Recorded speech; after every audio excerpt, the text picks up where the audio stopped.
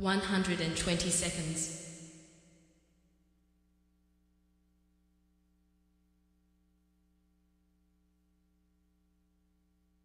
110 seconds.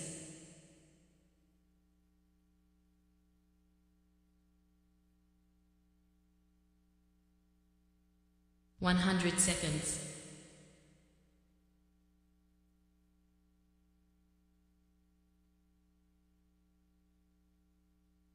90 seconds.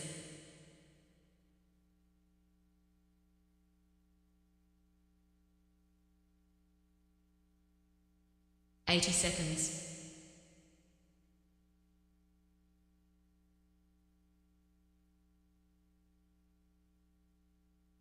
70 seconds.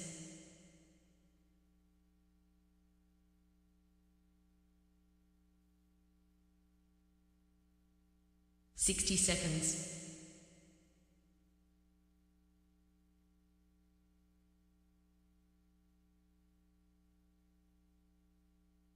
50 seconds.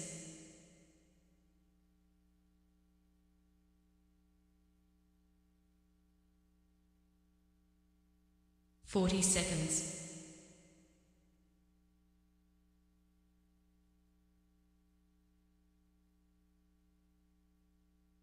30 seconds.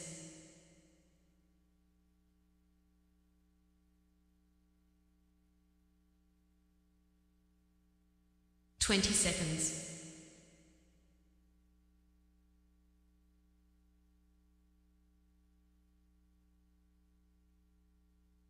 10 seconds.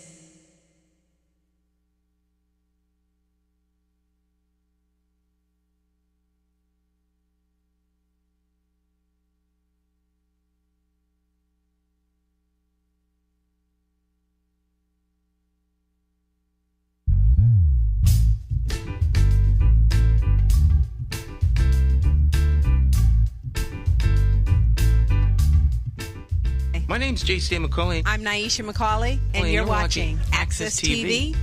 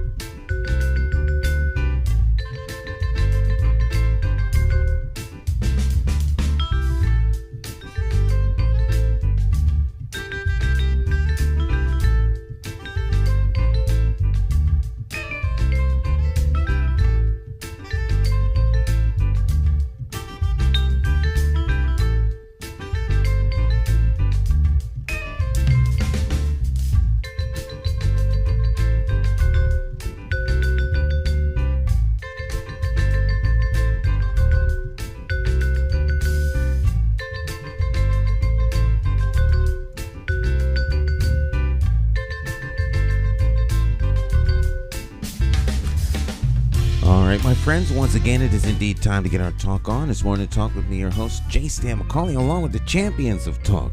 This morning, in the house, Studio 1A, we've got talk champion Jonathan Small. Good morning, Jonathan. How you doing? Hey. You doing good?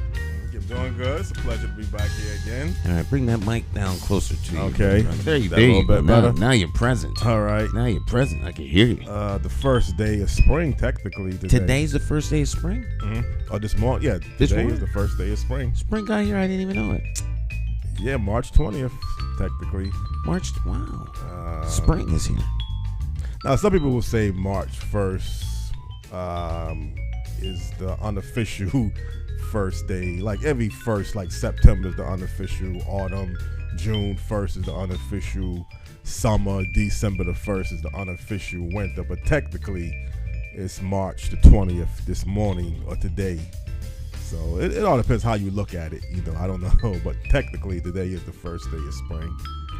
And, well, if anyone would know that, would know that it would be you. Be me? Well, I guess It's so. like you like know almost everything. I hope so. I try my best. I put the effort to try to know different things as a researcher, but I don't know everything, no. And I got to be realistic about that. But I try to know a lot of different things. Yes, you are a researcher, Jonathan. I think that's the best.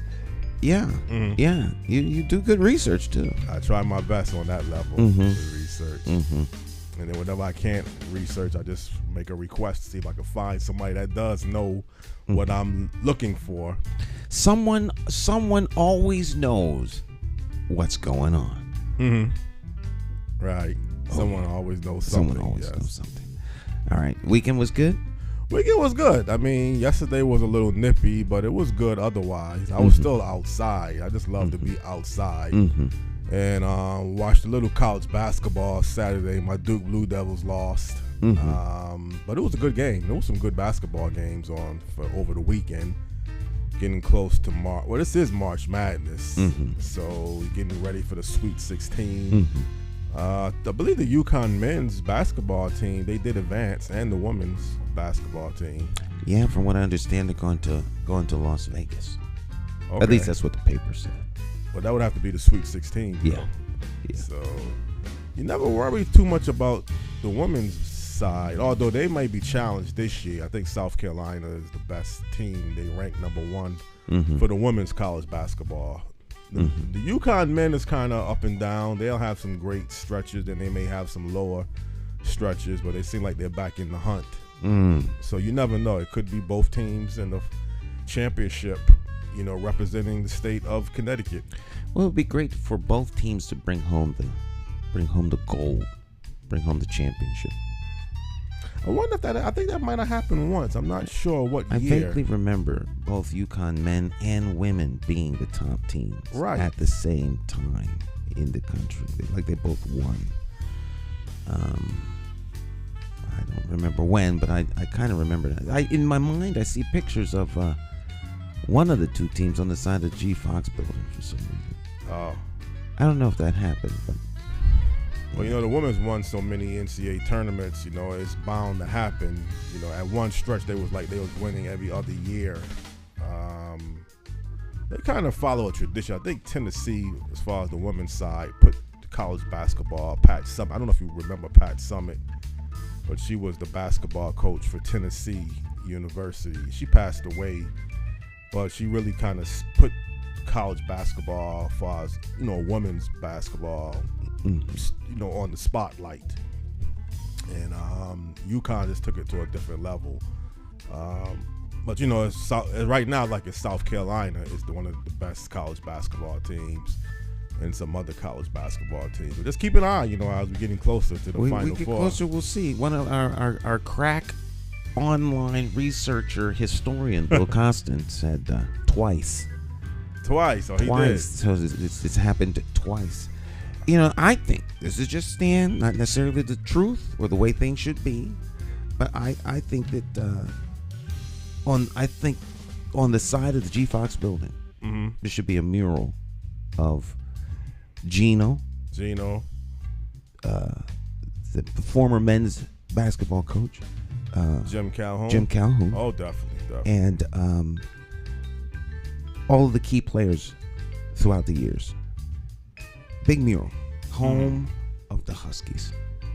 Well, see, that might even get into another question I would probably want to ask you when we have the open format about regionalism. Oh, okay. Well, because they play in Storrs, Connecticut, not Hartford. Well, that's true, but Connecticut is the home of the Huskies, and we're the home of Connecticut because we're the capital city. Okay. Makes us the greatest city on earth. I would like to talk about regionalism. I mean, we'll talk about that. We'll talk about that after our special guest. Right. It is Monday, which means we always have a special guest from somewhere around the world, and actually sometimes locally. But our guests are always world-class guests because they have knowledge about stuff that affects people all over the world. And today is no different. I always give the guest introduction to Jonathan because he's the one that gets them. But this is going to be a good subject today because we're talking about something that everybody needs. Can't live without. Jonathan, Well, this morning on Morning Talk Live with Jay Stan McCauley Talk Show, we have a returning guest to the AccessTV.org network who I had the privilege of interviewing on Face to Face in the 2010s. First time being a guest on Morning Talk Live with Jay Stan McCauley Talk Show. I believe the guest has a background in engineering. He has expertise in infrastructure development and kind of classifies as his top leader in running a major utility, water, and sewage agency. Basically, the guest this morning on Morning Talk Live with Jay Stan McCauley Talk Show is no other than the CEO of the Metropolitan District Commission, headquartered in the capital city, Hartford, Connecticut, no other than Scott Jellison. Good morning, Scott. How are you doing? Good morning. Good morning, Jonathan and Stan. Thank you very much for having me back. Okay, it's our pleasure. Scott, before we get into our topics of discussion, could you kind of let people know a little bit about yourself and background briefly? Sure. Well, I'm a graduate and licensed professional engineer, and all of my career I spent designing and constructing buildings and infrastructure. I had the privilege of working on the GFOX project. That was my project, and it was a great project to really create a college downtown Hartford, which really was it's really a staple to redevelopment in terms of redeveloping cities. And like Providence, like other cities, you need some form of a college, and now UConn. So it was the first step. I've also was lucky enough to be involved in as the project director for Adrian's Landing. So the convention center and all the things associated with that was a great experience, and I just proud to be a part of it. Well, Scott, now you're currently the CEO of the Metropolitan District Commission, basically, which is a water, sewage, and utility operation. But exactly for people who are unfamiliar about the Metropolitan District Commission, would the Metropolitan District Commission fall under the category of a water and sewage agency or a water, sewage, utility agency? Yeah, so our official title, we were created by the legislature in 1929, very similar to our sister agency in New Haven, Regional Water Authority. So we're identical. We're created by the legislature, and we have been serving the region. We have 8-member towns. We've been serving the region with water and sewer services, not just on an operational level, but obviously we're spending right now about $120 million a year in improving our infrastructure, both water and sewer. And so we are a construction company. We are a utility company. We are an operational company for both water and sewer. And there's a lot of things that go into that, maintaining, 35,000 acres of land across the state for watershed to make sure our water is the best, highest quality in the country. Maintaining 1,500 miles of water mains, maintaining 1,300 miles of sewer pipes in the street. So it's a very lots go into just suggesting that we're a utility company. There's a lot of things that we have to maintain and take care of. Well, for people out there, it's very important that they know the type of water that they're drinking and consuming and the type of sewage operation that is operating through their homes and through their businesses. Is there some type of ranking, like a 5-star or A ranking or whatever ranking classification would you say MDC falls under? If you was to give MDC or the Metropolitan District Commission a ranking, would it be like a top-notch ranking? I mean, what type of grade ranking would MDC or the Metropolitan District Commission fall under? Sure. Well, there's no such ranking, but I guess the proof's in the pudding, right? So the MDC in New England EPA is divided into 10 regions, and Region 1 is Boston, and Region 1 oversees all of New England. And so I would say that as it relates to the sewer utility, the MDC has spent $1.6 billion to date in improving our infrastructure as it relates to the Clean Water Project mandate by EPA in the state of Connecticut. The only city that has even come even close to what we have done in New England is Boston. And Boston spent $500 million on their consent order. We have spent $1.6 billion. So with $1.6 billion, we had a 0% increase in our ad valorem sewer tax on towns for our 8-member towns last year, and less than 2% the year before. And so the proof is in the pudding, right? Yes, we do have a clean water surcharge, which adds to the cost on the water bill for our customers. But if you look at a utility right next door in South Windsor or in Farmington, our water rate this year was less than $4. The water rates in South Windsor in Farmington is almost double that. So even with our clean water surcharge, we spent $1.6 million in improving our infrastructure where no one else has in the state of Connecticut. New Haven hasn't, Bridgeport hasn't. So we're actually, our water rate with the Clean Water Project is lower than most communities than their water rate, right? So that says a lot. And it's been, we had 700 employees in 2006. We now have less than 500, 483 employees. We've done a lot to reduce the cost to our customers and by being more efficient.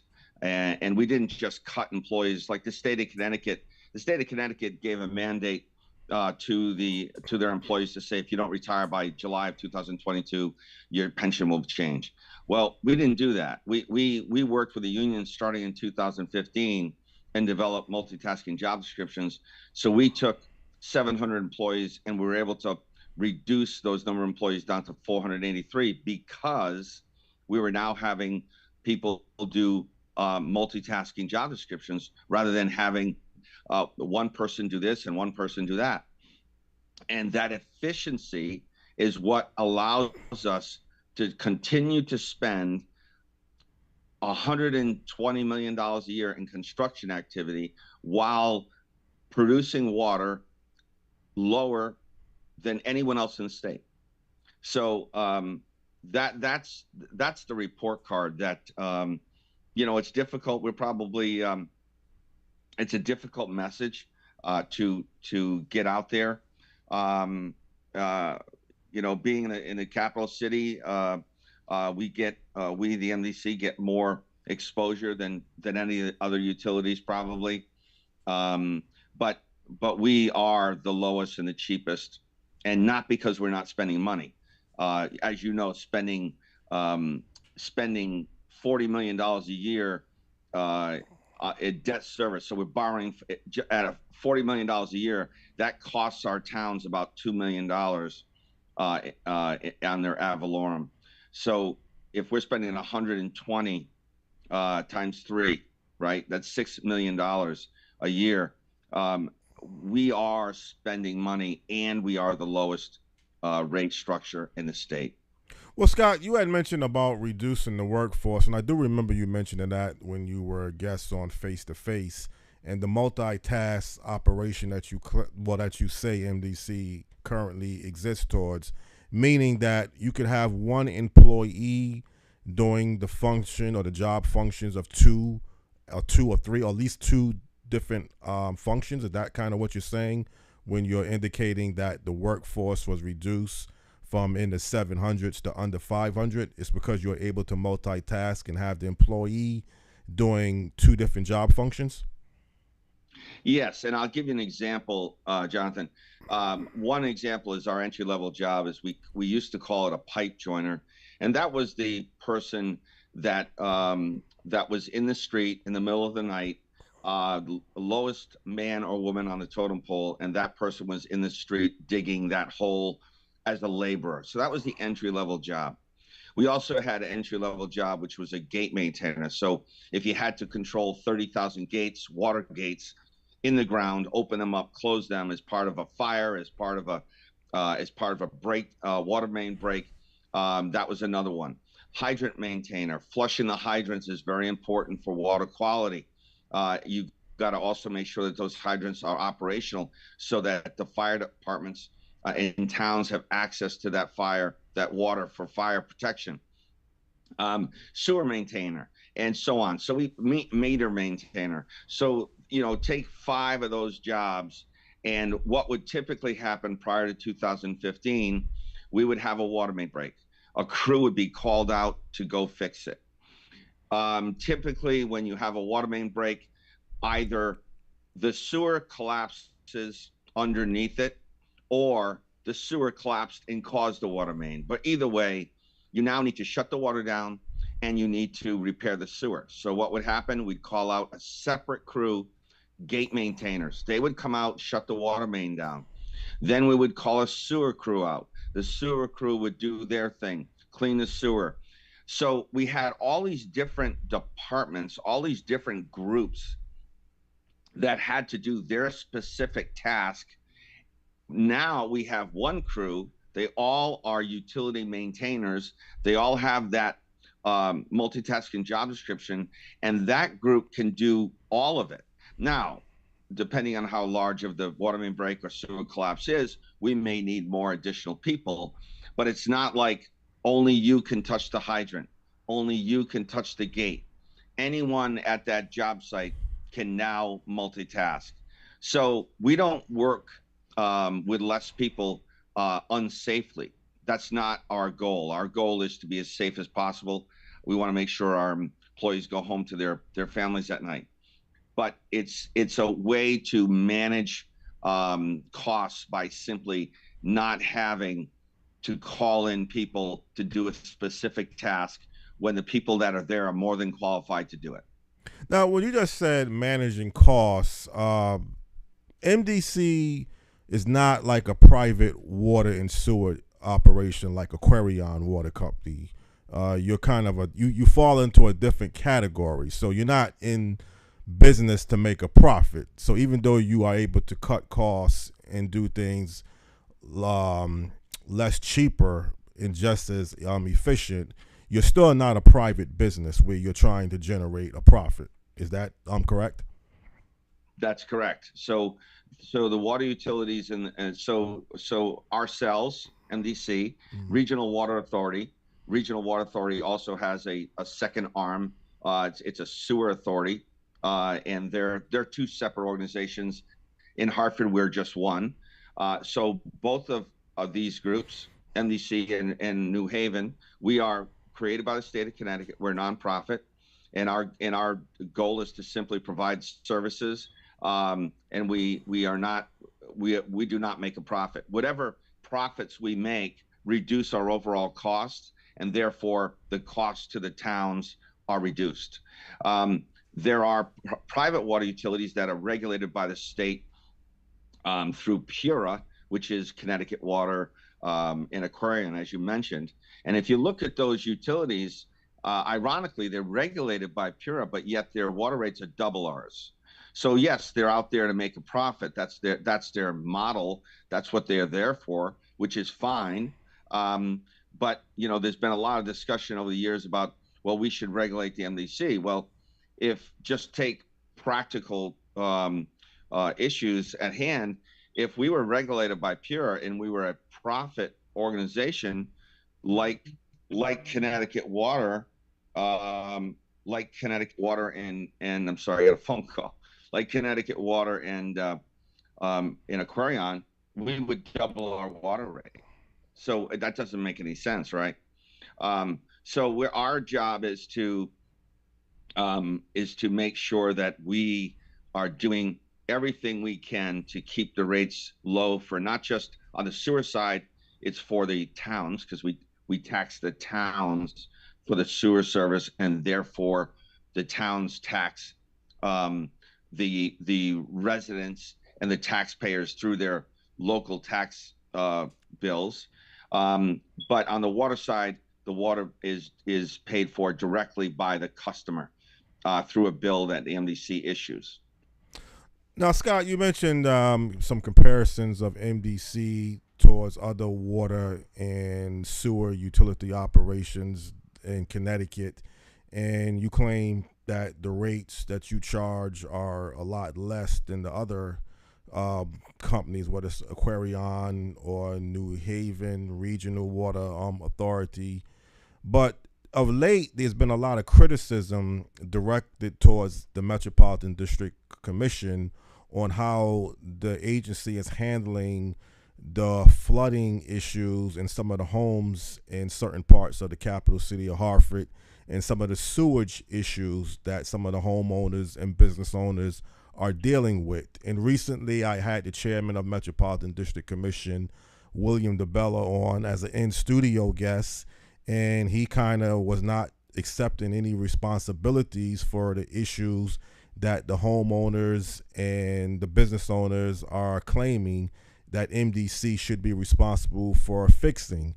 What is causing the friction and the problems of the miscommunication between the homeowners and the business owners here in certain parts of Hartford, that MDC is to blame and they're not living up to their part of the responsibilities? Could you kind of clarify some of these issues that's currently taking place?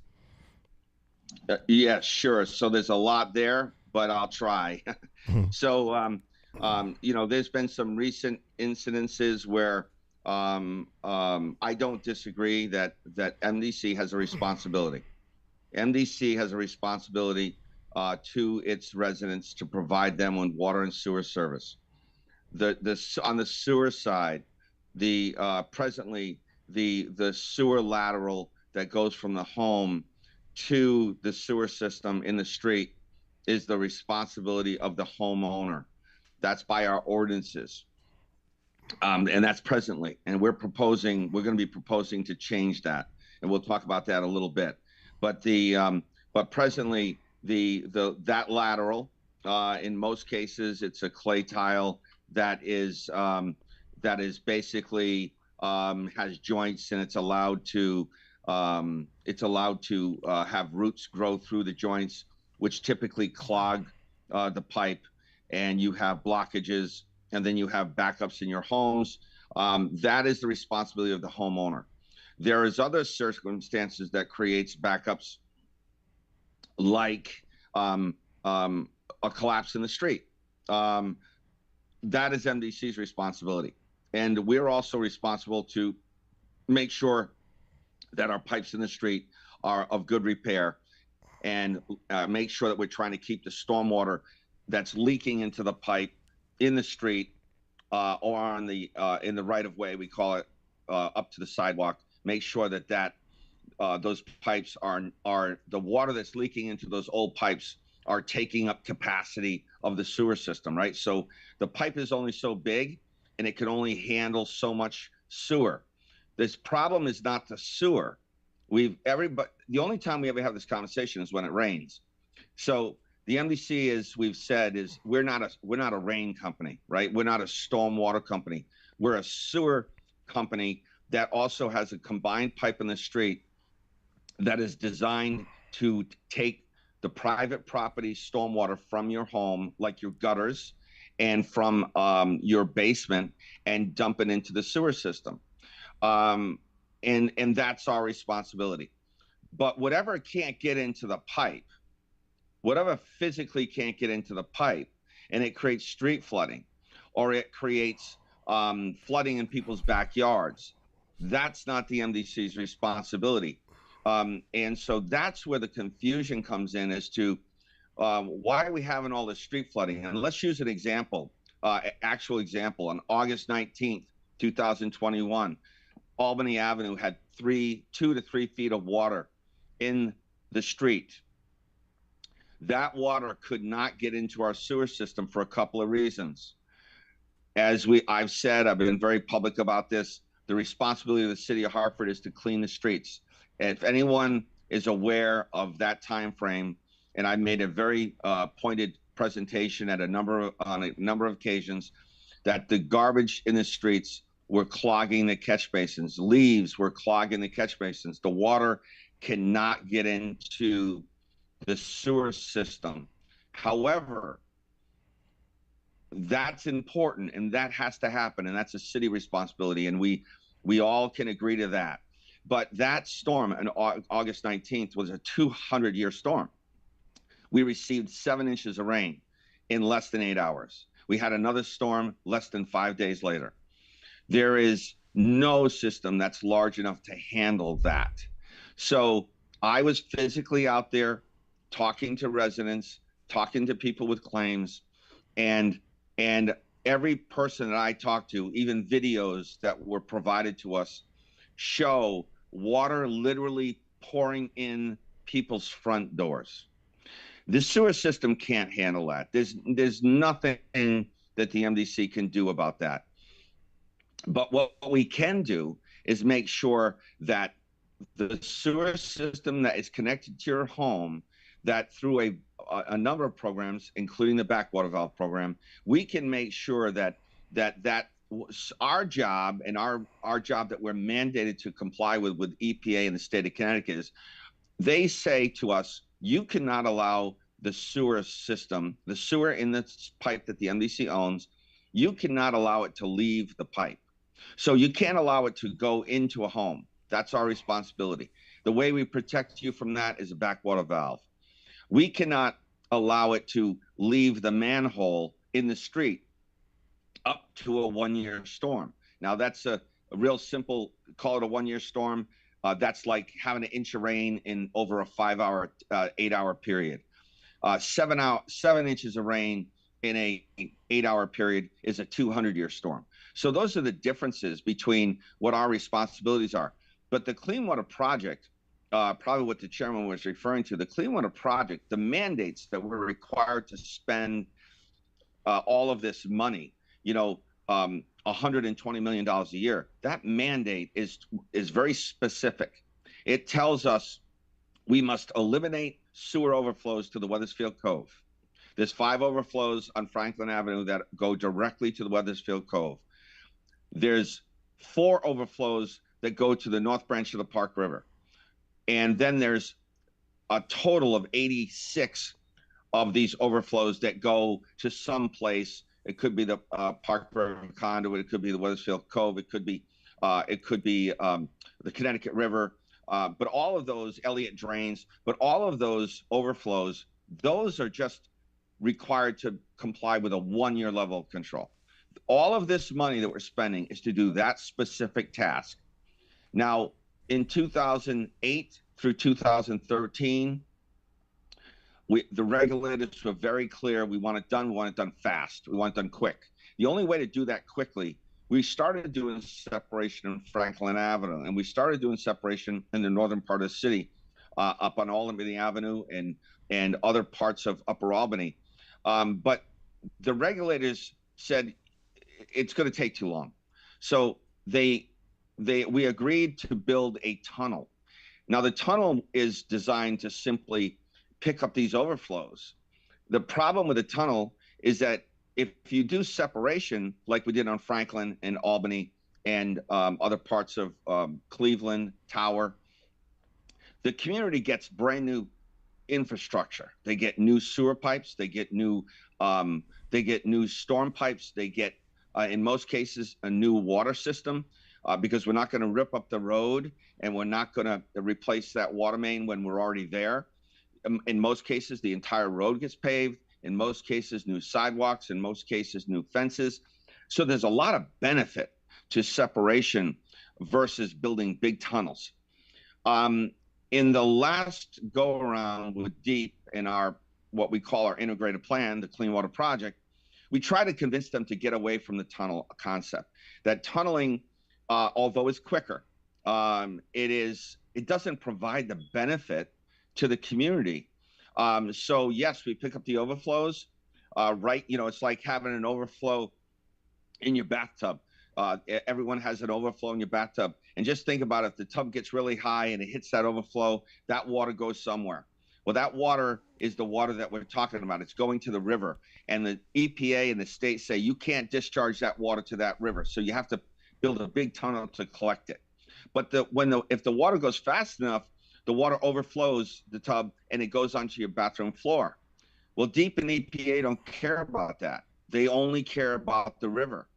And so our argument has been, and always has been, that solves the regulatory requirement, but it doesn't solve the community requirement. So we have approved right now to start working up in the northern part of the city, and eventually downtown. We had the concept of a tunnel, 2 more tunnels. Fought since from 2015 to literally 3 years later, just finished 2022. They just approved the integrated plan in September of 2022. We have agreed to not build a tunnel to the north, and that we will do separation work like we did on Franklin, like we did on Cleveland, like we did on Tower. And we will use separation to actually achieve the same goal. And what happens is, it's all about the stormwater. If we get the stormwater out of the existing sewer pipe, then we don't have the problems that are created from backups.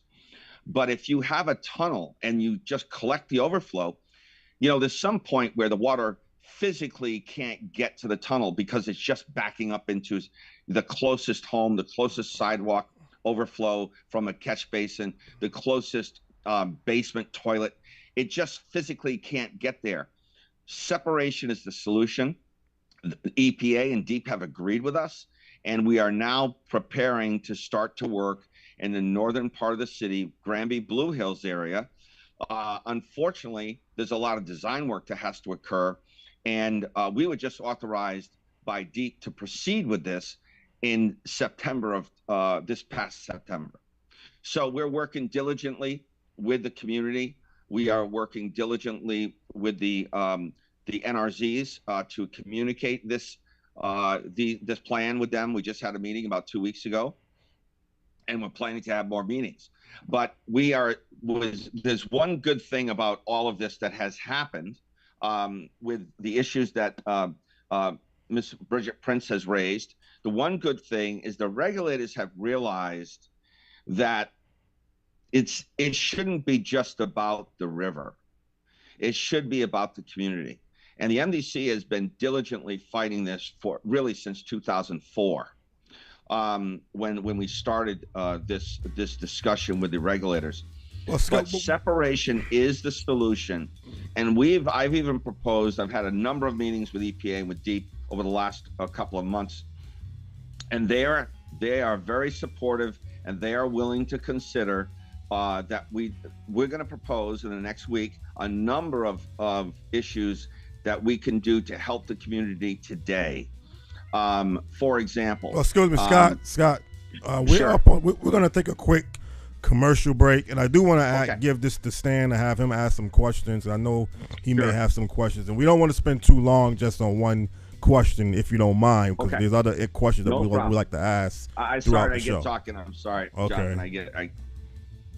All right, you up on the break, Stan? Well, yeah, I was actually getting into it. Oh, okay. But I mean, I'm pretty sure you may have something that you want to ask, Scott. I don't want. Well, he's actually answering a lot of the questions, and I think part of the problem, and I've said this for years, is it's a culture of the industry, not just water, but sewer. Large entities have a hard time communicating issues to the general public.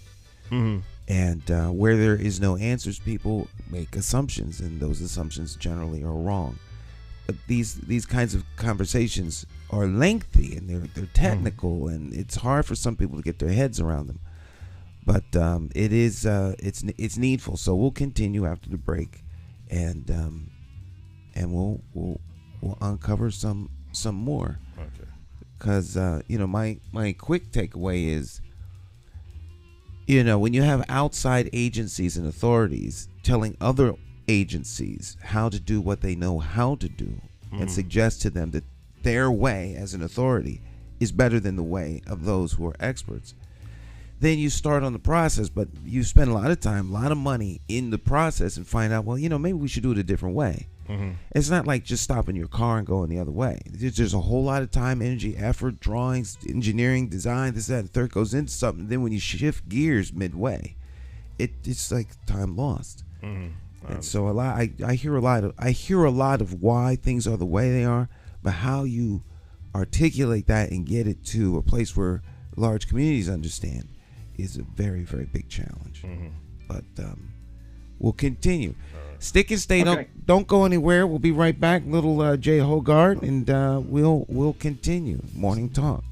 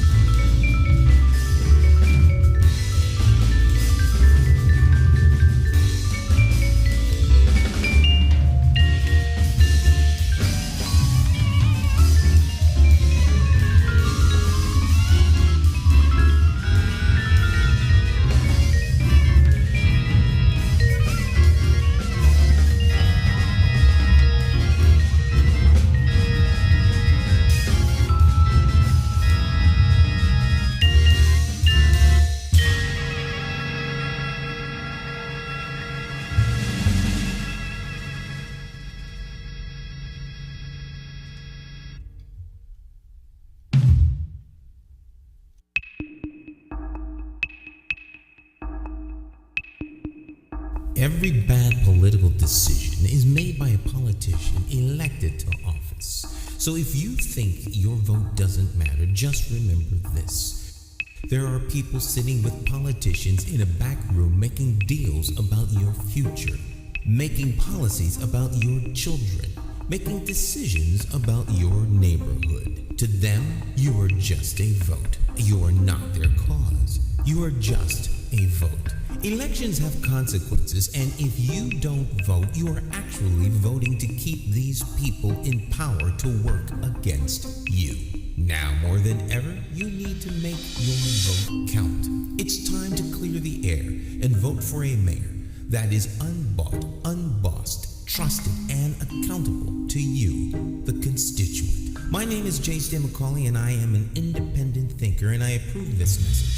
I'm asking you for your vote on Tuesday, September the 12th, 2023, in the Democratic Party primary election for mayor of the city of Hartford. For more information, visit McCauleyformayor.com.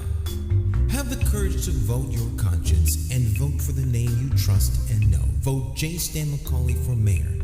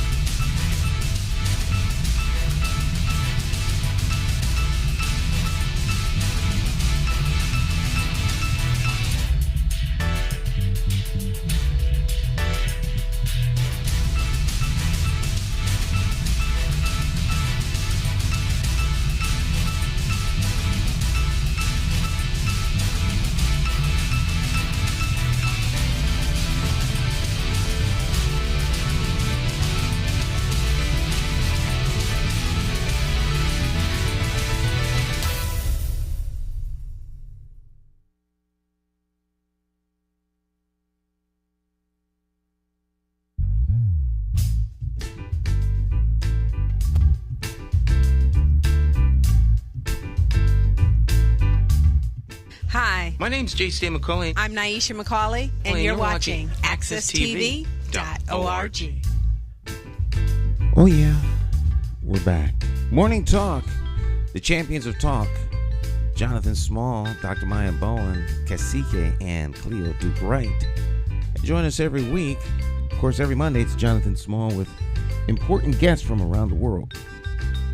So let's continue our conversation. Well, good morning again to people out there on Morning Talk Live with J. Stan McCauley Talk Show. We're going to return back to our segment with our special guest this morning, CEO of the Metropolitan District Commission, Scott Jellison.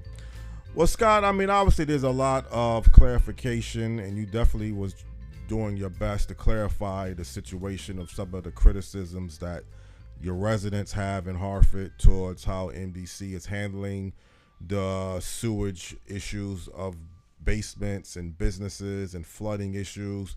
But you mentioned some other important pieces of the puzzle, if you want to put it in those terms. You mentioned the city of Hartford has some responsibilities. You mentioned DEEP has some responsibilities, or they have some authority. What exactly should the city of Hartford be doing that, let's say, MDC is being criticized to do in this particular situation with some of the flooding and sewage issues that's taking place in Hartford? Well, thank you. And it's not criticism. It's just factual, right? So we're just talking about facts here. So the city of Hartford owns the city streets, right? The city of Hartford owns whether there's sand on the street, whether there's garbage on the street, whether there's leaves on the street. That's not MDC's responsibility.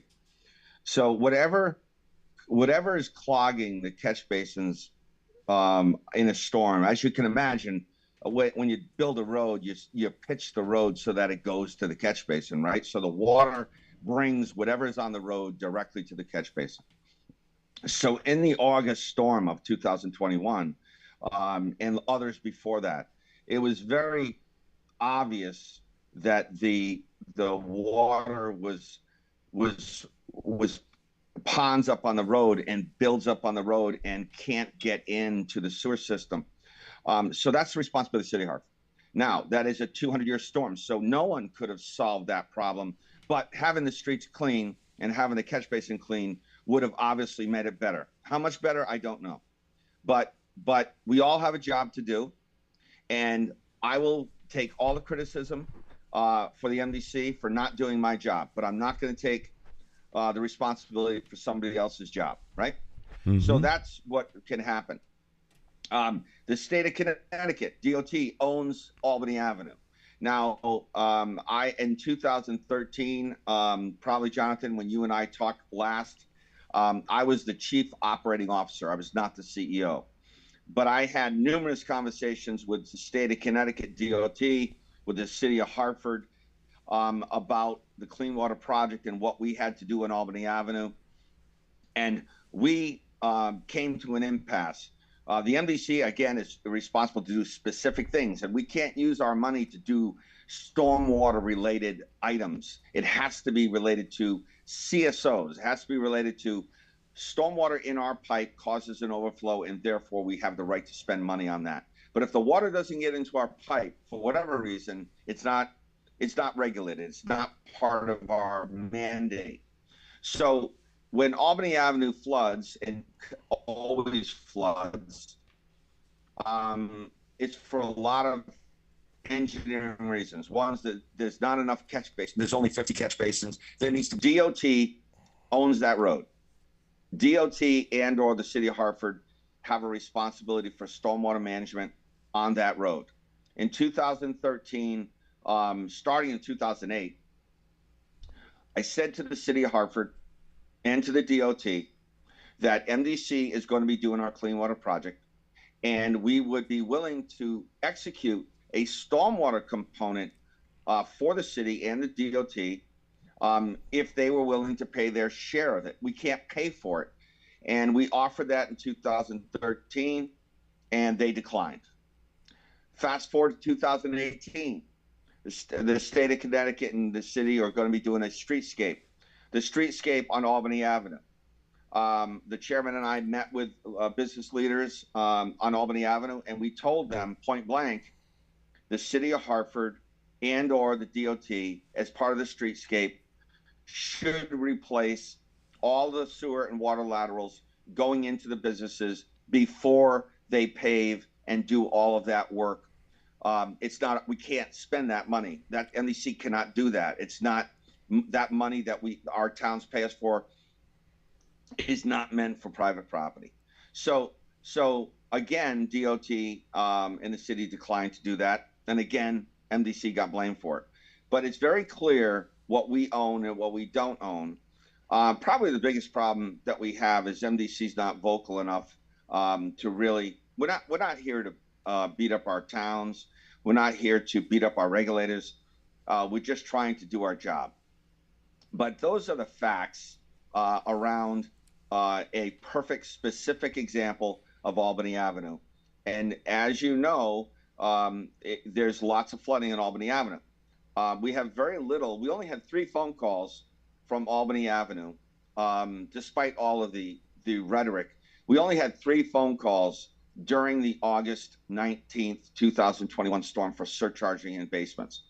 The majority of the water that came into businesses came in through the front door or the back door. So those are facts. It doesn't mean the MDC doesn't want to be a part of a solution, but we need partners. And people sitting back saying, that's not our job, that's not our responsibility. There's not much we can do about that. We're willing to help. Now, as I started to say before the break, the new DEEP staff, and I mean this sincerely, DEEP and EPA, have been outstanding. There's been a lot of people retire at the state who we were dealing with really since 2004. And the new generation of regulators have been listening to us. They agree with us. They want to do something positive for the community too. And they have already discussed the concept of, MDC, tell us what you think we could do that would be beneficial to the community, not just the river. Kill 2 birds with 1 stone, solve both the regulatory problem and solve the community problem. We can't solve the community problem alone. We need support from the city of Hartford and the state of Connecticut. However, they are listening. The DEEP staff and the EPA staff are listening to us. And we are going to be proposing, we don't want to build another tunnel in Hartford. Tunnels are a dinosaur. Tunnels are a very quick regulatory solution, solves a regulatory problem of overflows to a river, but it doesn't solve a community problem. So we are going to be proposing to do a number of short-term things. One, obviously, our backwater valve is important. Get a backwater valve in every home that wants us to put one in. We also have to do the design of the work that we need to do on Blue Hills and Granby. Blue Hills and Granby. But in the areas like Gully Brook, in the areas of North Main Street, there's projects that we could do with the support and cutting bureaucratic tape with DEEP and EPA that we're going to propose to do sooner. The priority was in the integrated plan was to do Blue Hills and Granby first because of the North Branch of the Park River. But we're going to propose to branch out and do other projects that we can design quickly, use our emergency contractors that DEEP would have to approve, and they've been very supportive of this, and get work starting this coming summer. Doing separation work where typically what we do is we separate the sewer in the street and we put 2 pipes in the ground. So one's a sewer, one's a storm pipe. But then we also have to bring new storm and sewer laterals to the home and go into the home and disconnect everything. So like we did on Franklin Avenue, and we did this in Albany, is we're proposing to build smaller packages for private property work that we would use minority contractors to do that work.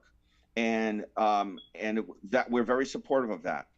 So one contractor would do all the separation in the street, probably a bigger contractor, and then smaller contractors, local small minority contractors would do the work on private property. Deep has also offered that they have $2.5 million in grant for private property work, which we're going to be going after, and they're very supportive of giving it to the NBC. Oops, sorry. So we are proposing to start. Our board is very supportive, including our chairman, very supportive of passing a new ordinance that says right now we are not allowed to touch a private property sewer lateral on your property. It's private property. We can't use our money for that. We are going to propose that in April to our Public Works Department, Public Works Bureau, and our full board, May, that we would propose that if a sewer lateral needs to be replaced, the MDC will replace it for free. We will propose that if there's a clog in your lateral from a tree root on your private property, MDC will clear that for free.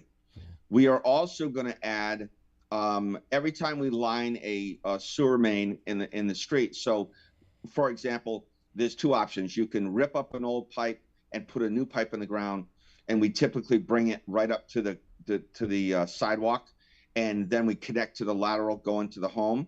Or you can line it, and basically you're putting a new pipe within an old pipe. And when we line, we do the same thing. We just line it right up to the property line because, again, we can't use our monies for private property work. We have excuse me, Scott. Yeah. I do have some more questions I do want to ask, Sure. and I don't want to get tied into just one particular question. Stan, do you have anything that you wanted to ask Scott Jellison before I ask my question? I don't necessarily have anything I want to ask. I think he's stating the case, and I think doing a well job. There was one question that one of the viewers had. Please ask if separation without increasing capacity will solve the problem. I actually think he answered that question in the question, but I'll ask. Yeah, and this is really simple, right? Mm-hmm. Does anybody ever have a problem with their sewer system when it's not raining? No. No. There's no problem. The answer is with no. Yeah. So here's what happened. In 1974, these regulators across the country, EPA, said you need to do something because your sewer system, two issues. One is you're discharging raw sewage to the rivers. We all agree that that's wrong. Mm-hmm. So that was a treatment plant issue, right? That's you got to build treatment plants that can handle that, and you're not discharging raw sewer. But that morphed into now these overflows during rainstorms, they've got to be collected too and treated, or at least collected, but you can't discharge them to a water body. So the answer is, it took the regulators 40 some odd years to realize the overflows are occurring because it's raining. So let's solve the problem really quickly. Quickly means a long time, right? We're not talking about a year, 2 years, 5 years. But let's solve the problem. Let's spend the money that we have and do the right thing. Get the stormwater out of the sewer. Now, that means you got to build bigger storm systems and collect the storm right off the property, and don't mix the sewer. Right now, we're mixing the sewer and the storm from the property, from the street, and then we're trying to deal with it. Let's get the storm out of the sewer pipe right now, before it even mixes. So we're proposing that we never go back to a tunnel type system. Well, we were proposing a tunnel system in the north. We convinced the Deep not to do that. It took us 3 years, from 2018 to 2022. It was a long, arduous battle, but they finally agreed, and it's going to take us some time to get there, but we're going to get there. We're proposing, they have required us to do a tunnel in downtown Hartford starting in 2040. We are now proposing, now that we've got everybody on board, let's not do that. Let's separate the entire city of Hartford. Let's have a new storm pipe on every street. This ain't going to happen over time. It's not going to happen in 20 years. It's not going to happen in 40 years. But the more it happens, the better it will be. And I'm going to give an example of that. On Granby 2000, we finished the project. It was a 3-year project. We finished I believe it was 2018 we finished, and we spent $30 million. And that project was basically to do some separation up in the Granby area. And customers would tell you, I'm going to use names. I hope they don't mind. Mr. and Mrs. Green. I believe they're they're on Granby, across from Plainfield Street, I believe. They would tell you, because they said it in the public hearing a couple of weeks ago up in the North End, they don't have a problem with the sewer anymore. They don't have a problem with surcharging in their basement, but they still have a surcharging problem with rainwater, stormwater coming into their home. The railroad acts as a dam. The water that we discharge behind their home, so the water comes down that entire neighborhood, and when it hits that railroad, it has no place to go, and you wind up having 7 feet of water behind the Greens property. All of the separation work, $30 million worth of work that we did for that project, and will be similar to what we do up in the Granby Blue Hills area these coming years. The water that we separate and the water that now is clean stormwater, that water needs to go somewhere. Well, it has to go to a water body, right? And the closest water body, which we're trying to clean up, is the North Branch of the Park River. The problem is the North Branch of the Park River, as most of you know, is creating flooding in itself, independent of MDC. That's a city problem. That's not an MDC problem. That's a Flood Control Commission problem, not an MDC problem. We're only using that waterway like we use the Connecticut River to discharge our stormwater to. But if the river, let's again use, I love the bathtub analogy, right? If you have a bathtub, and I don't know how much a bathtub holds, but let's say a bathtub holds 150 gallons of water. Can you imagine how much water that bathtub would hold if you put 1.5 feet of sand in it? It would hold less, right? So if you tried to put 150 gallons of water in a bathtub with 1 foot of sand in it, the water would overflow onto your floor. And that floor represents your community. It represents your streets, your basements, but the overflow that tub is taking that water and directing it somewhere down to your drain, to your septic system, to your sewer system. That's the only thing that DEEP and EPA were cared about prior to, this discussion that we've had over the last 2 months. So they have recognized that we've got to worry about the overflowing from the tub onto your bathroom floor is just as important as the overflow that's going to the North Branch of the Park River, to the Weathersfield Cove, or to the Connecticut River. And Scott, I do believe, Scott, excuse me again. I mean, we are running close to out of time, but I do want to say this, and I was not at the last public meeting that was put together by Bridget Prince and EPA. The only mistake I'm picking up on, and I could be wrong, was that at that last meeting, it was mostly the public giving their issues, and maybe that's the way it was designed.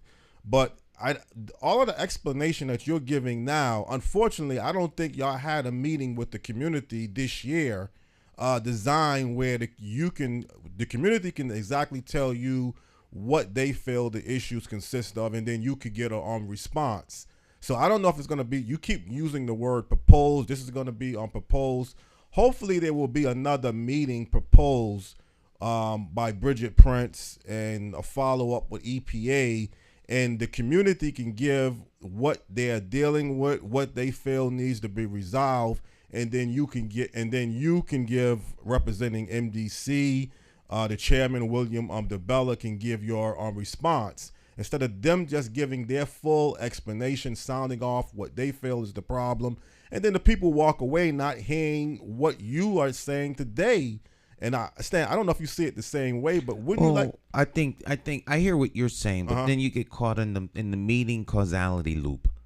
I think what he is saying is the answer. Is that okay? Right, you don't have to be in the same room to come up with the answer. As long as at the end of the day, how does this get fixed? And as Scott has said, over the last 2 months, a whole lot of stuff has happened. Right. And the main thing that has happened is that all of the players are sitting at the table. Right. Because this is the combined result of a whole lot of what seem to be insignificant failures. If you don't dredge the river, then the water doesn't have anywhere to go except for outside the banks. Right. But, people say, well, it's not important. It hasn't rained and whatever the case is. And then they get away from it. People start cutting budgets. The budgets that are used to dredge the river get redirected elsewhere. If you look at this, you can see the anatomy. All right. So if you start letting street pile up with trash because you're trying to bring the attention to the fact that the city doesn't have enough money to pay for certain things. And now you get a rain and the trash doesn't allow water to go through. You dismiss street cleaning. You dismiss leaf pickup. All of these things have an effect. The city is designed as a system. And there's interlocking systems. They all depend on each other working, and failures in one part of the system causes the whole system eventually to collapse, and that's what you're seeing. And so as this stuff becomes more important to some of the key policymakers and people who are responsible for implementing that policy, I think hopefully you'll see some of this stuff start to diminish and dissipate. So I think we don't need to go back to the drawing board to have people articulate the same problems that they've already articulated, just so that they can get an answer from the MDC in a room. I think more than them wanting to hear an answer, they want what the solution is, when's the solution going to be implemented, and how can we move forward. But that's what I am hearing. But see, the only thing I'm hearing that I'm not hearing is I'm not hearing the side of the city of Hartford. Well, the city of Hartford can they have some time and give their side.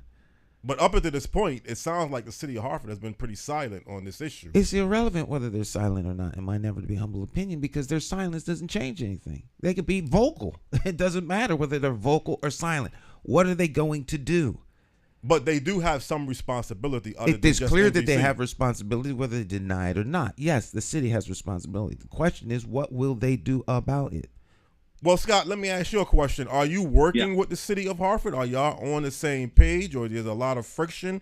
I mean, let's be honest. What's the current status?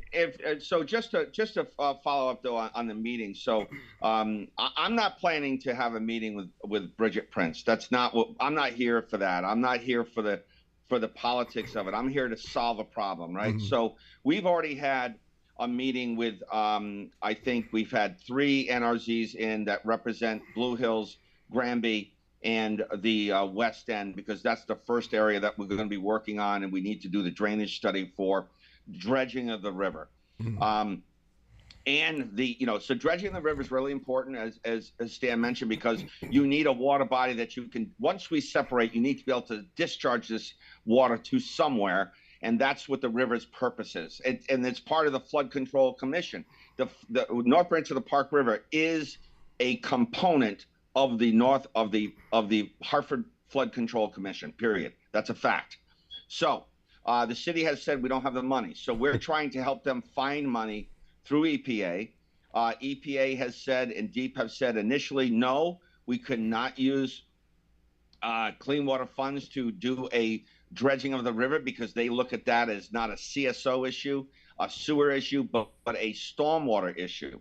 They have recently changed their mind and said that clean water funds could be used. However, we've got to get our 8-member towns, our commissioners, to agree to that, because although DEEP says you can use the money that our customers are paying in on their water bill to pay for dredging the Hartford North Branch of the Park River, we need them to support that, right? Because they're the ones paying for it.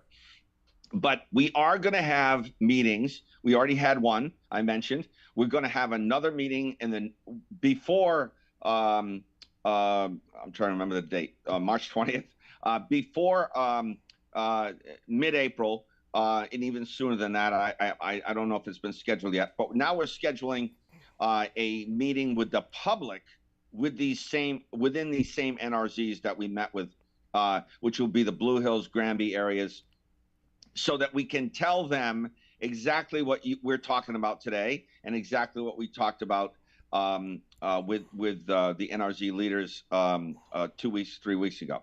So we are going to be having meetings, and then we'll be having a large public meeting for everyone in the late April, early May timeframe to really talk about not just Blue Hills, Granby areas, but all the areas that we'll be working on within the next 10 years. So there's a lot of communication that's going to happen. I agree with you. It's a very difficult technical discussion, and I struggle as a CEO and an engineer to really communicate this at a level that people can understand. It's a tough topic, and when you've got entities like ourselves, the state and the city pointing fingers at each other, no one knows who to believe, and I completely understand that. The MDC is not afraid to do its responsibilities. We're just asking for the others that are associated with having a responsibility that they also step up and do the right thing. We will help the city of Hartford. We will do everything we can. If the EPA allows us to use clean water funds and our board approves that, then we will do that. We will do everything I proposed that will make it better for our communities in the short term. There is something the city can do, and they have been doing it, and it's basically helped. They have cleared trees in parts of the North Branch of the Park River already over the last couple of years. And that, as you can imagine, a tree that falls down, it dams the river, and then garbage collects, and then it becomes a dam, and then you have flooding, just like a beaver. A beaver creates, knocks down a bunch of trees and blocks the water flow to go, past a certain point, and it starts to dam up behind the trees. That's exactly what's happening right now. So, sorry, I'm getting phone calls. We want to solve the problem. We need help. We need people to step up and do the right thing. We will do everything we can to help everyone, whether it's DOT, whether it's the city of Hartford, whether it's EPA or state of Connecticut DEEP. We will do what we need to do to do the right thing. Okay. But it doesn't help the community and our customers when there's a false sense of security when we simply just blame the MDC. Right. Because there's no reason for us to not do it. What reason would we have to not do our responsibility? The EPA, the state of Connecticut could come down on us and they could fine us. They could do whatever they wanted to do to us.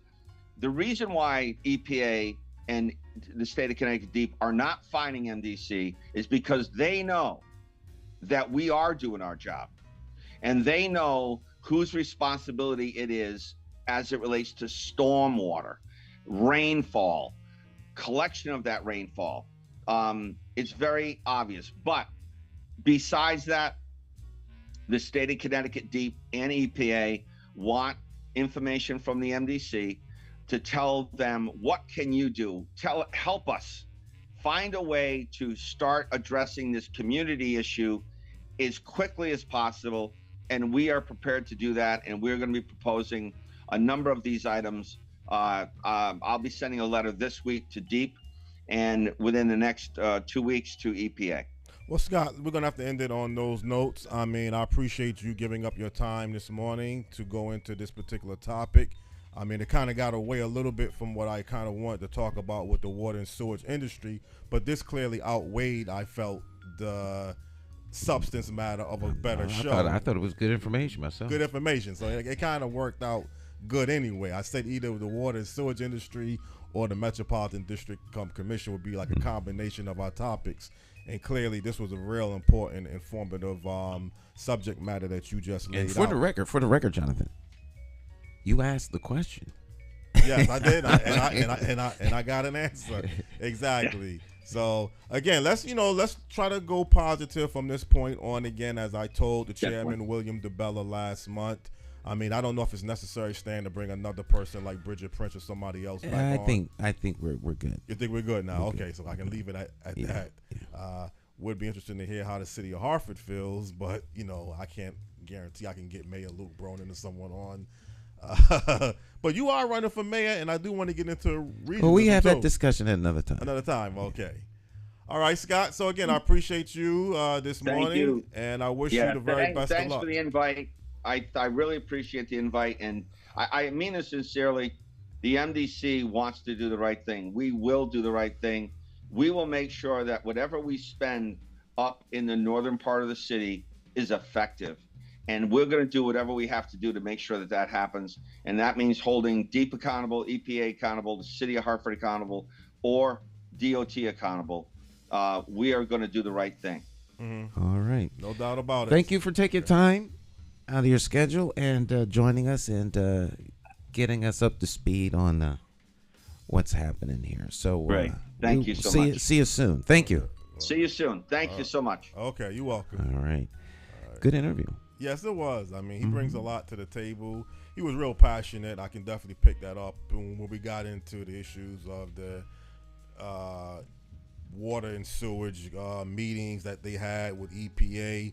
You can kind of see he took it to a different level. Then he had a lot more to say beyond the first part of the show when he was talking mostly about the definitions of what MDC does and what the water and sewage industry consists of. I get the vibe this is a real sensitive matter, Stan. Well, it is sensitive because, of course, I know how I get sensitive when people talk about stuff that affects me, particularly if it's something that is not within my orbit, but I'm taking the heat for. I think one thing that has to absolutely be realized is that the Clean Water Project is meant to keep the water clean, being discharged into the river. That is what the Clean Water Project was about. So it has morphed into many things over the years. But the problem that exists with people's homes are real. Yes, it is real. Stick and stay. We'll be right back. Morning Talk.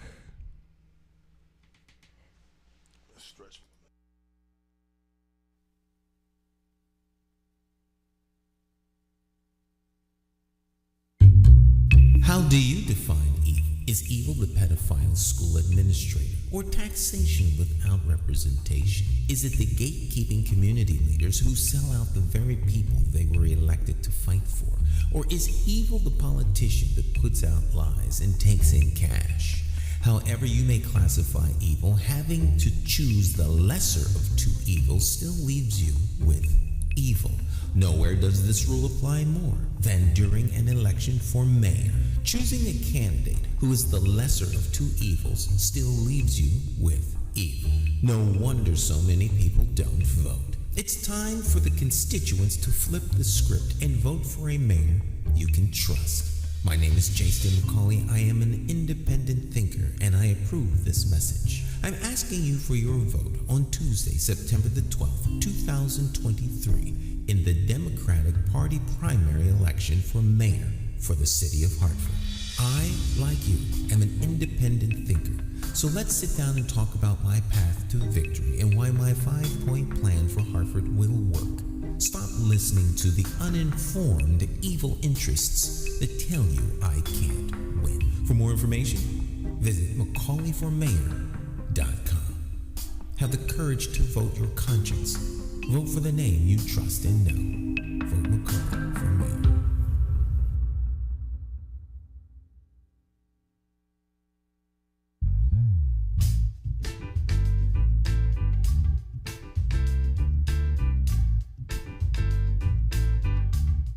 Hi, My name's J.C. McCauley. I'm Nyesha McCauley, and you're watching AccessTV.org. All right, we're back.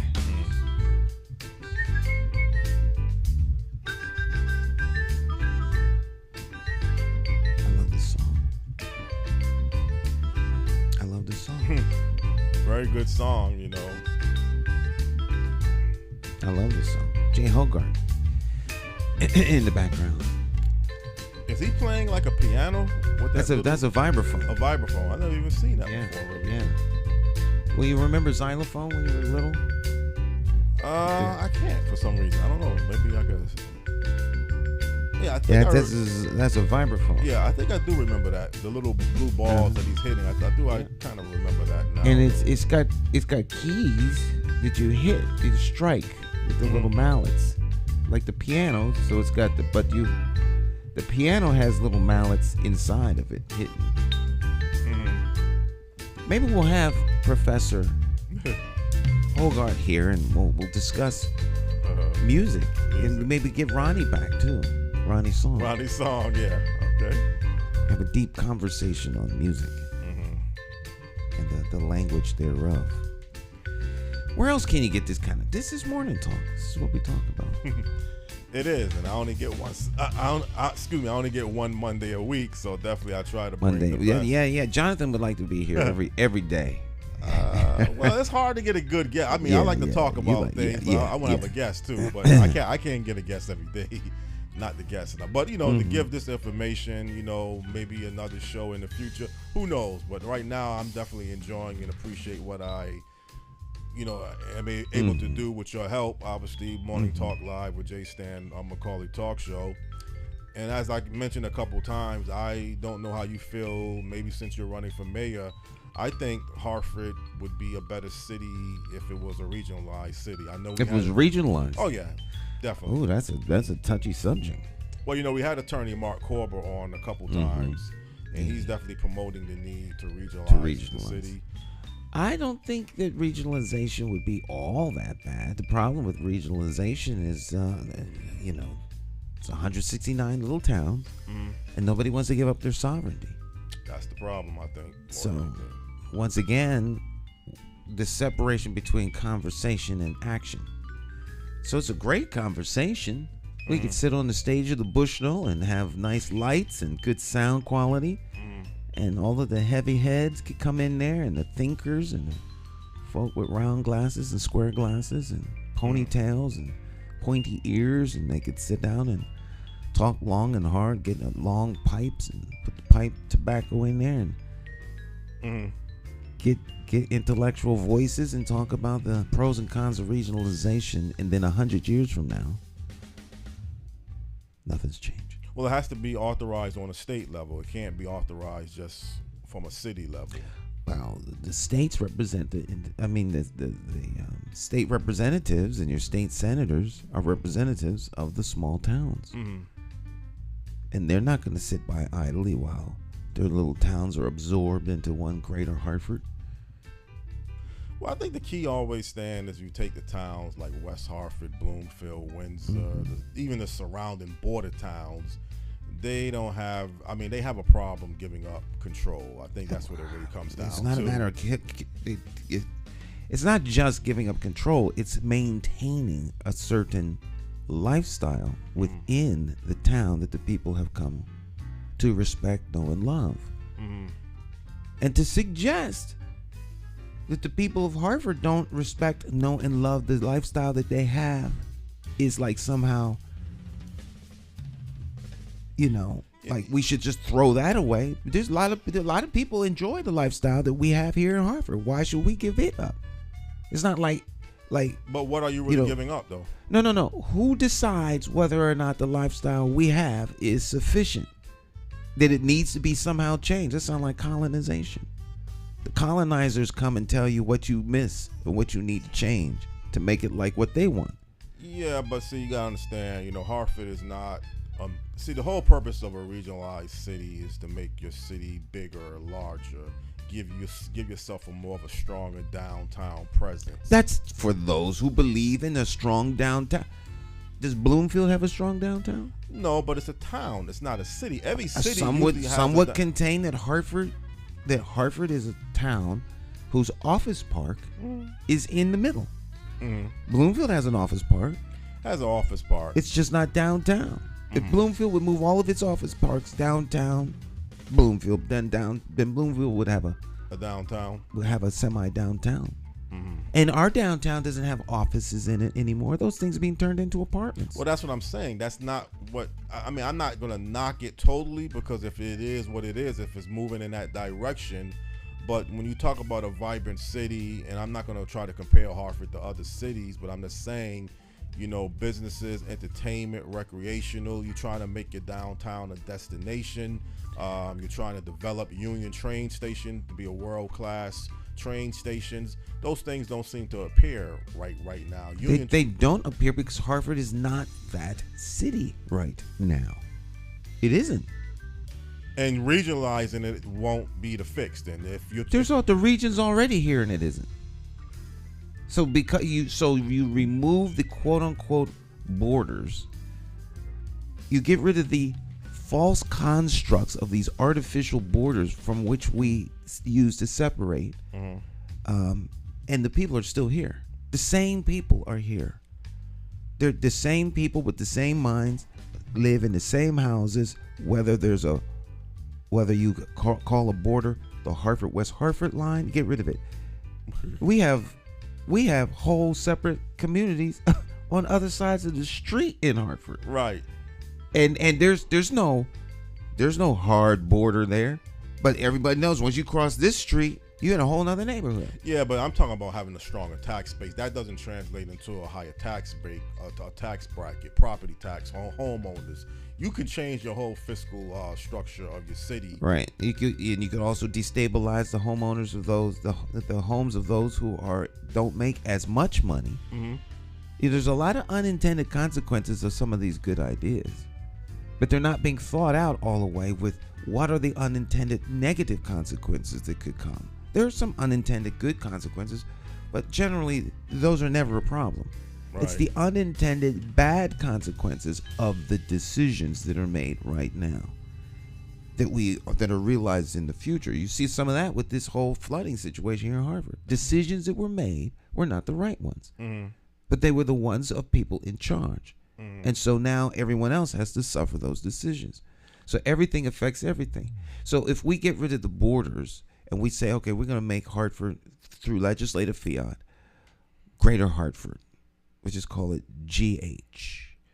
It includes East Hartford, West Hartford, Hartford, Windsor, Bloomfield. Why don't we annex while we're at Glastonbury, and Rocky Hill, and make that into a super regional area. And now that we've done that, it gives us access to everyone else's taxes. We have a combined tax base, and that combined tax base can now be used to do what? Build stadiums, highways. Someone is sitting in a room with a grand plan of what they believe the future of the region should be. Meanwhile, all of the actual people who live in the region who don't want this, it's being superimposed on them by some group of folk in a room who, just because they would like to see sports complex and they would like to see this and that and the third. That's not to say that it's bad, but who are they to impose that will on everyone else who is telling you no? Well, it should be a referendum. Give people the vote. I mean, I don't know if they did it that way in Indianapolis. And I know one time we had a guest from Indianapolis, and he didn't feel it was really benefiting. It didn't benefit the people of Indianapolis at all. But they did get, like you mentioned, a professional sports team, which they didn't have, a professional football team. They had the Super Bowl there. They had a state-of-the-art stadium. So I think it's designed to do certain things, particularly when you get into sports, attracting a professional sports team. Like there's life beyond entertainment. Sports is entertainment. Mm-hmm. It's not a necessity. No. Well, it is a business, though. Be that as it may, it doesn't employ people in town. How many people in town are employed by the multi-billion-dollar sports? Now, don't get me wrong. There are a lot of people employed, but how many Hartfordites? Yeah. How many Bloomfieldites? How many West Hartfordites or East Hartfordites? Or Rocky Hillians, or whatever you want to call them, or Glastonburyites. It's not, yeah. How many of those people are going to now be able to get a job at the new stadium? It's not going to be a large employer structure, no. And those things aren't built to create jobs. They're there to provide entertainment. And I'm not against entertainment by any stretch of the imagination. Most of my business is in entertainment. But it's entertainment, Jonathan. Yeah, but if you have a downtown that's a destination, you can develop other components. Hotels. Hotels do employ people. I mean, if they're fully occupied and they're, running. You have the Connecticut Convention Center. You have the Marriott Hotel. You have Adrian Landing. So you have some components already of what you would like to have towards us downtown becoming a destination. see, everybody probably don't see the picture the same way. Some people don't care about a professional sports team. I mean, I'm hearing of late the city of Hartford is debating what to do again with the XL Center. They can't seem to attract a professional hockey team back to Hartford because they don't have the arena. So, well, you had my man was in here. He talked about the hockey team. Howard Baldwin. Yeah. But if you remember what he stated, though, he was not impressed of what he sees in downtown Hartford compared when he left. Right. So right. That's why I mentioned it. So and you remember the negative things that he had to say about that. And I think in his final analysis, he was saying it's not going to happen again. Mm-hmm. The lightning that made that what it was is gone. So you're not really going to have. And maybe you don't see it the same way. I mean, you're running for mayor, so obviously you don't see downtown Hartford becoming the vibrant destination that it used to be, jam-packed with people. And I see downtown Hartford becoming the vibrant destination for the people who actually live in Hartford. Does that exist now, you saying? No. Well, that's what I'm saying. But do you see it ever? No. Uh-huh. The opportunity exists. Uh-huh. The reality has not been manifest because the people in Hartford that could come downtown and make it vibrant don't, because they're not invited to come downtown. Right. Well, there are reasons why West Hartford Center is as vibrant as it is. And it has less to do with people coming from all over the state to downtown West Hartford than it is the cultural nuances that make that kind of thing a reality. There's reasons why. I was just going to say that. I was just going to compare West Hartford. You can't compare West Hartford. Because there are a lot of deep cultural nuances. But, so if Saturday is your Sabbath and you're not allowed to drive or do any menial labor, but you go out into the community right after the Sabbath, all right, and break bread and shit, there's a whole backdrop to the why things are the way they are, where they are. Mm-hmm. And you can't just look at something and say, oh, they got that, we should have that too. Well, what supports it? Yeah. What supports it is not here. There are other things that will support a vibrant downtown or make downtown more alive. Mm-hmm. So who is it that wants downtown to be alive? What is their vision for downtown? Why does downtown have to be alive? And why is the only success path to success for a vibrant downtown dependent on people from outside of Hartford? There's a reason why that mindset is there. Why can't downtown be vibrant and alive with people who actually live in Hartford? It can be if that's what you want. Yeah, but first you got to have something, even for the people that live in the city, is engaged and want. Have you ever been downtown on Pratt Street when they have the salsa? Well, I know, though, I haven't been for the salsa, but I know. You can't get on the street. But we can't get caught up into 15 days. I mean, it's one thing to have the St. Patrick's Day parade and salsa. I'm not talking about St. Patrick's Day parade. I'm talking about festivals and activities, shops, all kinds of things that attract the people who have disposable income that actually live in the city of Hartford. Because the people of the city of Hartford go somewhere and party. But how often is that taking place, though? It's as often as the thinkers and policymakers want it to be. Okay. How often do we have baseball games? Well, how often will there be a skating? Well, you may have. Well, now baseball games, you may have a design that they play. I don't know, 20 or 30 games. So there's a set schedule for baseball games. There can be a set schedule for everything that goes on downtown. There's only 12 weekends in the summer. Mm-hmm. And there's 150 weekends every summer. I don't want to get into the past because the past is the past. I'm not getting into the past. Yeah. We don't live in the past. We live in it now, and we look to the future. But I'm saying is, on a Monday through Friday basis, the city is not jam-packed, and it used to be jam-packed, and it's not a lot of different new things that's... Jonathan, there's a reason the city is not jam-packed during the days now. We just came out of a pandemic. All right. Well, even before the pandemic, downtown activity was on the decline. If your Etnas and your Phoenixes and your Travelers have world-class restaurants inside the building and make it so the employees don't need to come outside to go eat. Your downtown traffic during the lunchtime is gone. Yeah. There are a lot of factors that contribute to this. We are in a whole different state of being right now. People are not going back to the office.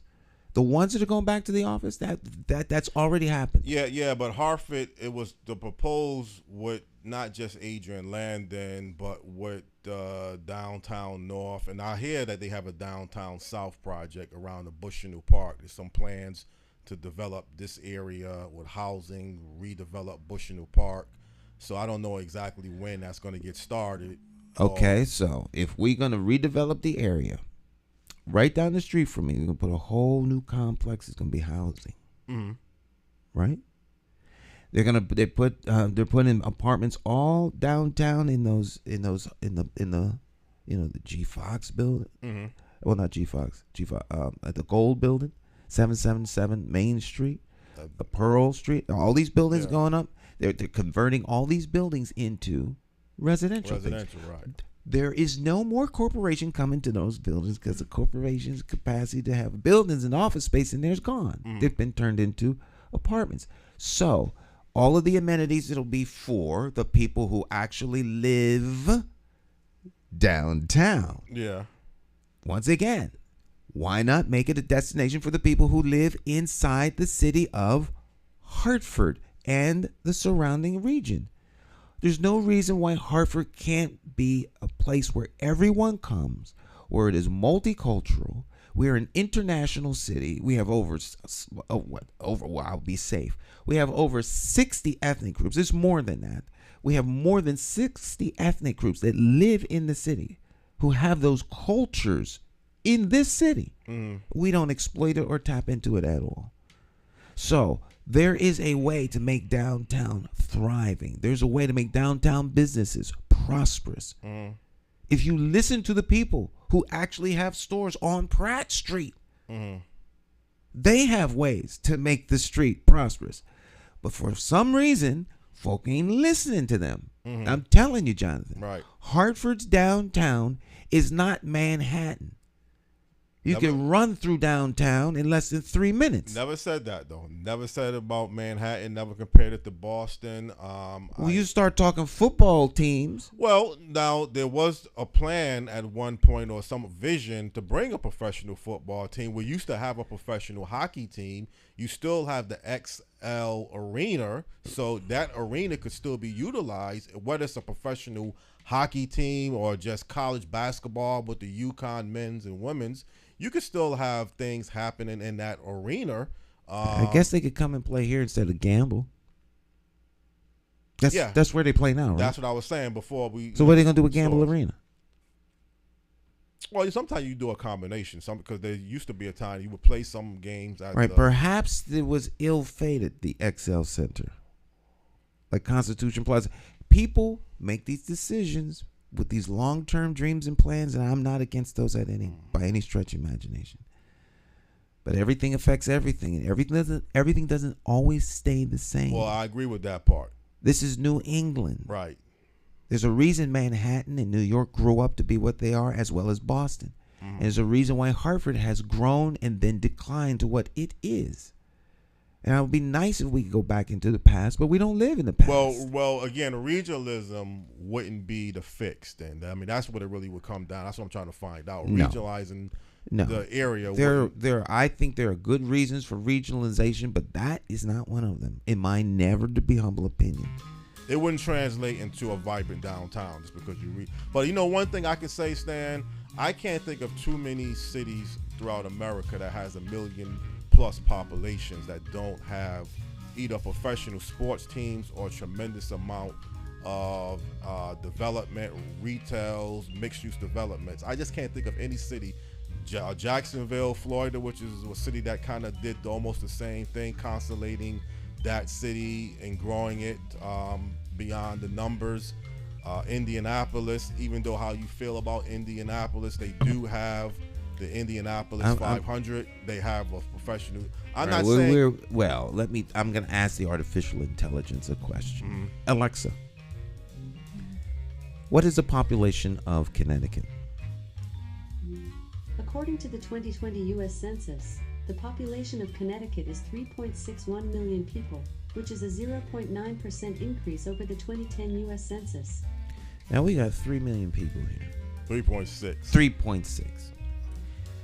And you're proposing to take a third of the state's population and turn this region into a super city. I suggested, when I talked to Mark Corber, I sent him an email. I said, if not Hartford, Stamford. If you took Fairfield County and you collaborated it, with just Stamford as the main city for Fairfield County, you would have 1 million plus population people. I think here in the greater Hartford area, if you combine about 8 to 10 other different cities or towns, you would have close to 1 million populated city as well. As one town. With this, the population is right here, right now, already. All we're going to do is remove the artificial borders. All right. The people aren't going to grow. They're not going to be. We're going to create a region and just call it something. We're not creating. We're not like putting in a desert and dropping 1 million people there. Their people are already here. Right, because you can't grow that amount of people in Connecticut. We have not proven that we're going to be a fast growing state to attract amount of people to go towards a lower populated city to 1 million plus city. We just don't have that influx of people moving in like Florida or Texas. Right. To me, the only reason for regionalization would be to cut expenses for duplication of services like fire and schools, and all those police, those kinds of things, and superintendents and mayors and city council. You reduce all that, make it a much more efficient region. Right. But not so that you can bring in football team and hockey team. Those things can be done right now. But as a candidate running for mayor, would you rather become a mayor for the city the way it exists now, or would you rather become a mayor of a regionalized larger city? I would love to be the mayor of Hartford, right, as it is right now. Okay. I'm not looking to be the mayor of Metropolitan Hartford. Okay. Hartford is a very unique city with great opportunities that just are not being capitalized and realized. And I don't believe that the citizens of Hartford are best served by the current vision for the city. My vision is not new. It's the same it's always been. And Hartford is a beautiful town, and I can understand why certain people would like to be mayor here. I'm one of them. But wouldn't it make your job, or whoever becomes mayor, easier if you had an expanded tax base? If all of a sudden you can get West Hartford tax base duplicated into your city? Well, it's always easier if someone's going to give you money. You could take someone else's money. So the challenge is Hartford right here, right now. Yeah. Well, let's work with what we have to make Hartford the greatest city in the world. Well, that makes sense because you have no options. You don't have no referendum. Right. I live in the now, Jonathan, not in the world that could be 20 years from now. Right. And Hartford's leadership has to live in it now. I agree with that. It was just something I was thinking about, and not saying it's not even a referendum. It's not even seriously considered towards a referendum. So I'm not going to even, I just wanted to get your views on regionalism again. For the first time. Well, again, we had Mark Corber, and he's in favor. We run out of time. Okay. Yeah, our theme music ended. I could cue it back up. No, if we out of time, we out of time. I mean, we don't have to hog. I don't have to hog the whole show and everything. Got a good guest next week. We're going to be in the UK, so I'm looking forward to that. Oh, okay. Well, that'll be fun. I'm looking forward to that. All right, my friends, our time together has come to an end. We will see you here next time. You all have a great rest of your day and do something good for your neighbors. Bye-bye. Bye-bye. Yeah, again.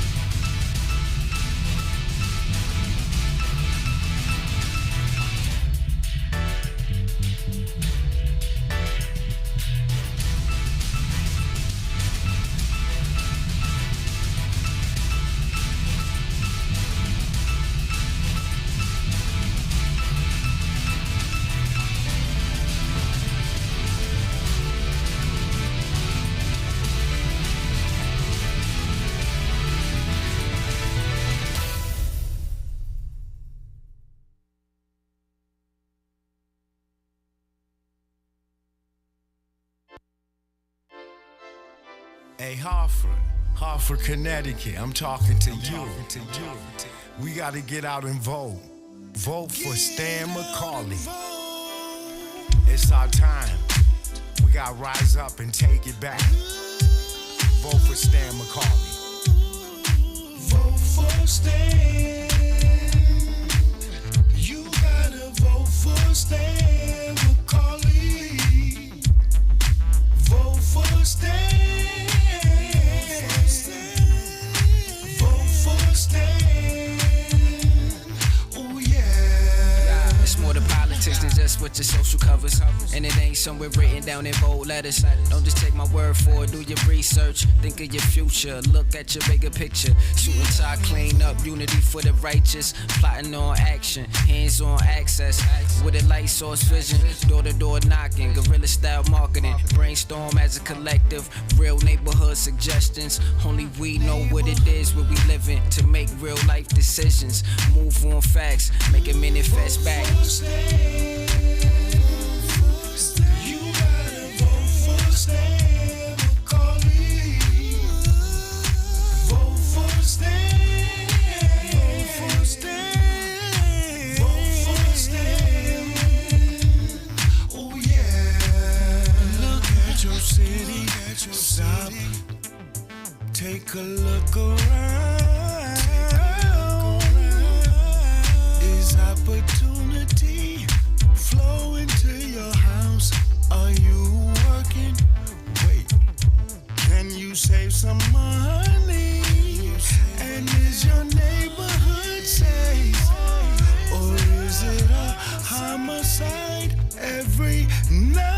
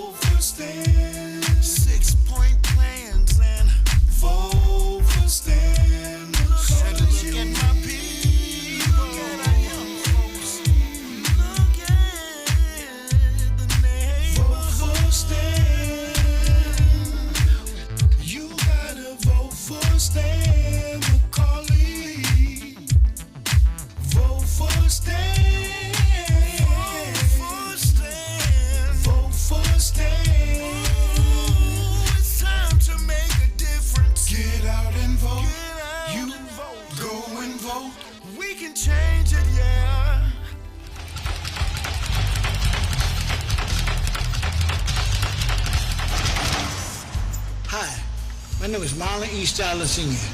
Many of you may know me as the two-time welterweight champion of the world. I'm here to tell you that Democrat J. Stan McCauley, as our next mayor, will fight for you until the last bell. Help me throw a knockout punch. Go out and vote for Stan the Man. My name is J. Stan McCauley, and I approve this message.